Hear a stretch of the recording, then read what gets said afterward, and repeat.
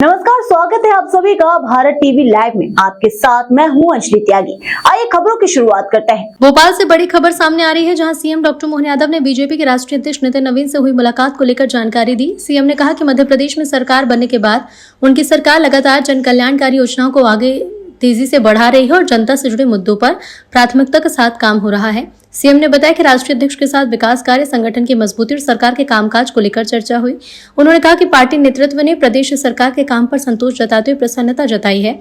मुलाकात के बाद राजनीतिक चर्चाएं तेज हैं। माना जा रहा है कि आने वाले दिनों में संगठन और सरकार के बीच बेहतर समन्वय के साथ कई योजनाओं और फैसलों का ऐलान हो सकता है। अब सबकी नजर इस बात पर कि मध्य प्रदेश में बीजेपी आगे क्या नई रणनीति अपनाएगी। मुझे इस बात का संतोष है और आनंद है, मध्य प्रदेश के अंदर हमारी सरकार के बनने के बाद कई जन कल्याणकारी योजनाओं को हमने हाथ में लिया है।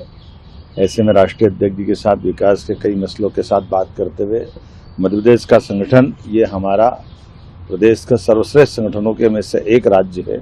ऐसे समय में माननीय अध्यक्ष जी से हमने अपने संगठन की भी और सरकार की दोनों की चर्चा की। मुझे प्रसन्नता, उनने हमारे समूचे कामकाज पे अपनी प्रसन्नता जाहिर की है। मैंने उनको निमंत्रण भी दिया कि हमारे मध्य प्रदेश में आप पधारें। हमारे विकास के साथ साथ भविष्य में जो आने वाले समय में हमारे लिए सिंहस्थ सहित ऐसे कई बड़े आयोजन होने वाले हैं, जिसमें हमारे संगठन और सरकार की महती भूमिका रहेगी। तो मुझे इस बात का भी संतोष है कि जब शिक्षा नीति 2020 की बात कहें तो ये मध्य प्रदेश सरकार में सबसे पहले लागू हुई और ऐसे में सांदीपनि विद्यालय ये पूरे देश में मॉडल के रूप में जाने जाएंगे।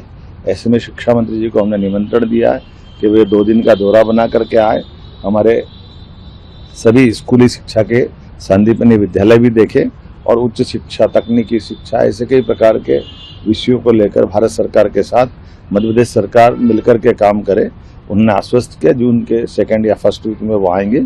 उनके साथ हमारी उच्च शिक्षा की और स्कूल शिक्षा के सभी प्रकार के नए प्रयोग जितने चल रहे हैं उस पर हम काम करने के साथ हमारे यहाँ के युवाओं को इसका शिक्षा की गुणवत्ता का लाभ मिले, उनको रोजगार परक शिक्षा से परिचय हो और आधुनिक दृष्टिकोण से आज के समसामयिक विषयों में किस प्रकार से दक्ष करें लोगों को या युवाओं को, उस दिशा में हम काम करने के लिए भारत सरकार के साथ कदम से कदम मिला के चलना चाह रहे हैं।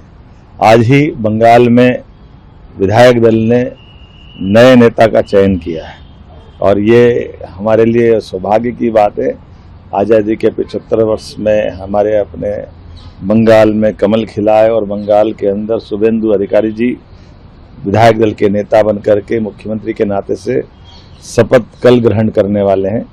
विधायक दल के पर्यवेक्षक के नाते यशस्वी गृह मंत्री श्रीमान अमित शाह जी स्वयं वहाँ उपस्थित हैं और जिस प्रकार से देश भर में प्रसन्नता का माहौल है, बंगाल में प्रसन्नता का माहौल है। अब बंगाल में विकास का सूरज निकलेगा और शुभेंदु जी के नेतृत्व में जब देश के बाकी राज्य सब आगे बढ़ रहे हैं तो बंगाल भी कदम से कदम मिला के यशस्वी प्रधानमंत्री के नेतृत्व में आगे बढ़ेगा।